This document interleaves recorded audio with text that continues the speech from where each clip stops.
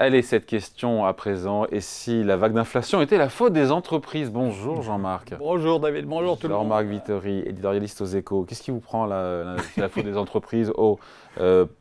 Si on résume un petit peu, on revient un petit peu en arrière, la hausse des prix, elle est venue de la flambée des prix de l'énergie qui s'est ensuite diffusée dans toute l'économie et puis aussi au salaire. Donc pourquoi dire que c'est la faute des entreprises? Qu'est-ce qui vous prend là?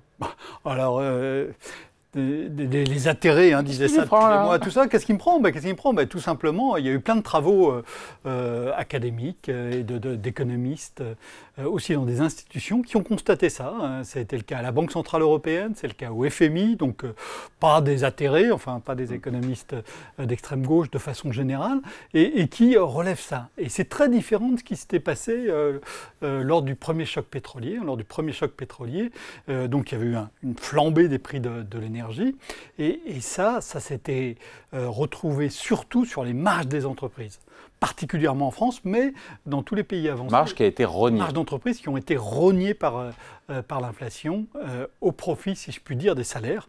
C'est-à-dire que les salaires ont beaucoup moins perdu de pouvoir d'achat que les profits des entreprises. Et là, 40 ans après, on est à front inversé. Il se passe l'inverse. Il se passe l'inverse et c'est très original, même par rapport à d'autres vagues d'inflation.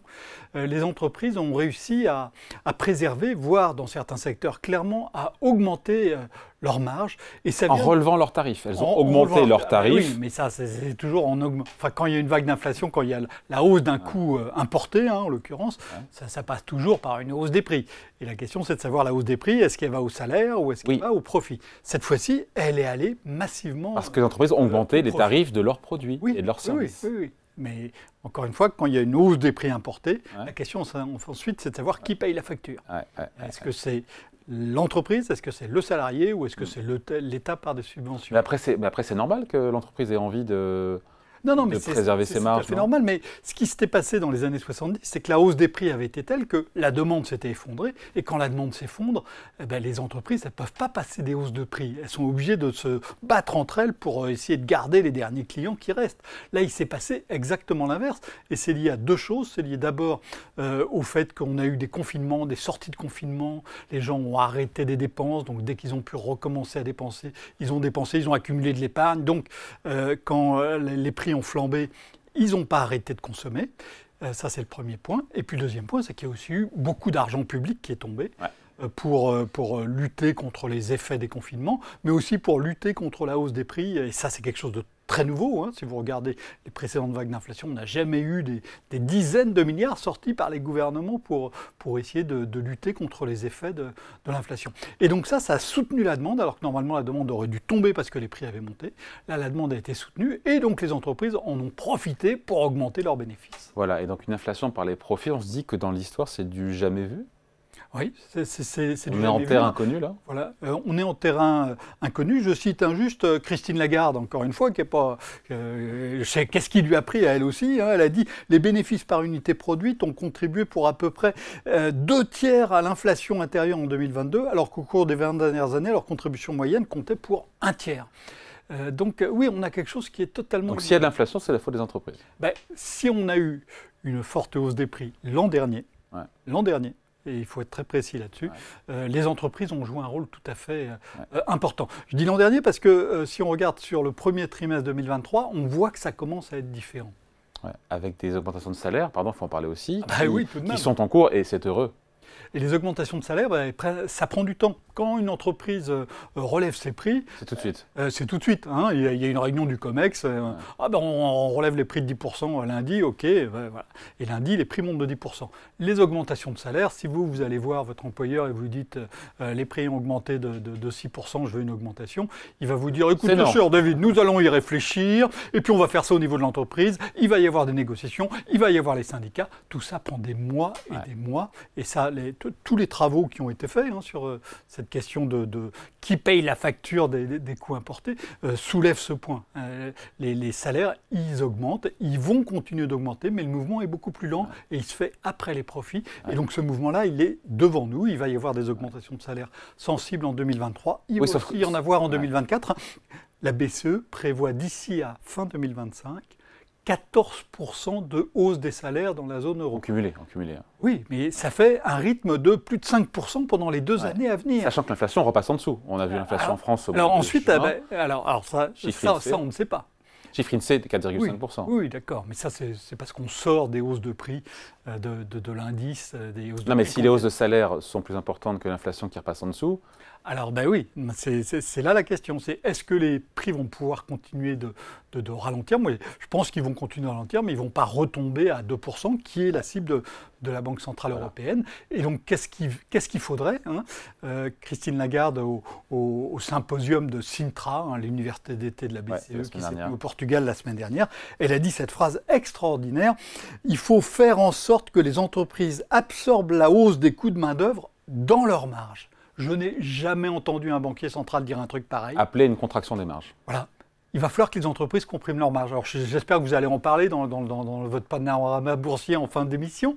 Mais est-ce que les investisseurs ont mesuré cette phrase, que ça veut dire?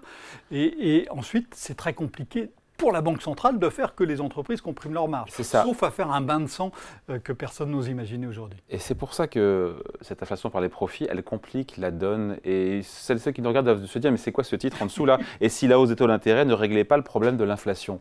Parce que quelque part, ça, je reviens à la question qu'on a posée, cette inflation par les profits, est-ce qu'elle peut être domptée par la politique monétaire avec des hausses de taux classiques? Ça va être le cas, mais ça va être le cas sur les secteurs qui souffrent déjà. Regardez le bâtiment, l'immobilier. J'imagine que vous en avez parlé ces dernières semaines. Le secteur souffre déjà énormément parce qu'il y a une hausse des taux d'intérêt. Et quand vous achetez un logement, vous le financez à crédit. Ouais. Et donc là, la hausse, elle se répercute très très vite et de manière très très brutale. Et donc le bâtiment souffre déjà énormément. Mais ce n'est pas dans le bâtiment qu'il y a le plus de hausse de prix.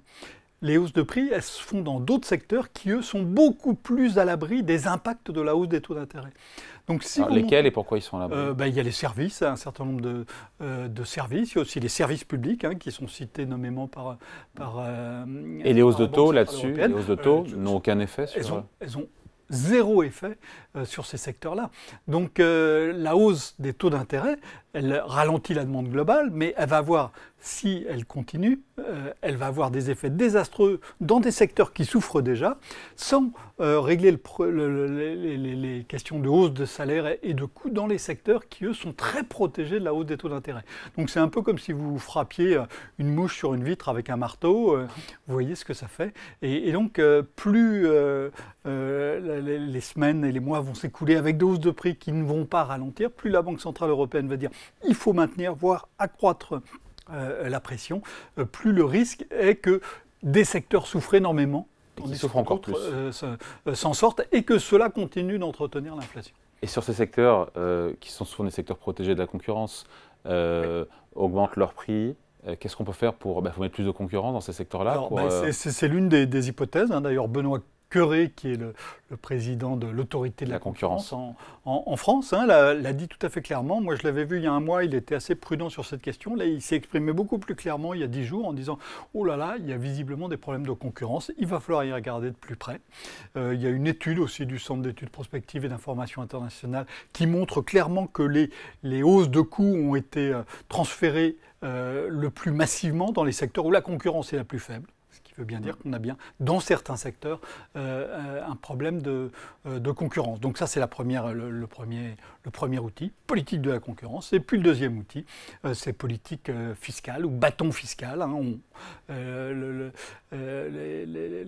L'État peut menacer les entreprises de monter les impôts si les profits montent de manière excessive. Alors vous allez me dire c'est délirant tout ça. Je vous rappelle que l'impôt sur les sociétés en France, il a été créé pendant la Première Guerre mondiale. C'est à ce moment-là que l'impôt a été créé et il a été créé sur la notion de profit excessif. Alors c'est impossible. Non, c'est très difficile à bien faire, ok. Mais si on veut dompter vraiment cette inflation, je pense qu'il va falloir des outils qui ne peuvent pas être des outils seulement monétaires. Voilà. Et donc, ça veut dire que, mais si avec que ces outils monétaires, on pourrait revenir à 2% en augmentant encore plus les taux d'intérêt en zone euro, en les gardant plus longtemps, quitte à déprimer effectivement des secteurs qui sont déjà vous allez mettre mal par en terre, point. vous allez mettre par terre toute l'industrie du bâtiment pour pas grand-chose. Et d'autres secteurs qui sont très très liés au taux d'intérêt, vous allez vraiment les mettre par terre pour un effet qui sera très très lent et très partiel. L'inflation par les profits. Personne n'avait théorisé ce truc-là ou c'était Non, personne n'avait théorisé le fait que, face à l'inflation, l'État distribuait de l'argent. Hein. Le bouclier tarifaire l'an dernier, plus de 40 milliards d'euros. Ça ne s'est jamais vu, ça ne figure dans aucun livre de théorie économique. Ça a vraiment été fait sur le coup de l'urgence, et donc ça amène une situation qui est totalement inédite. Voilà, à situation inédite, réponse inédite. Oui. Il faudra. Merci beaucoup. Point de vue signé Jean-Marc Vittori, éditorialiste aux Échos. Merci Jean-Marc. Merci à vous.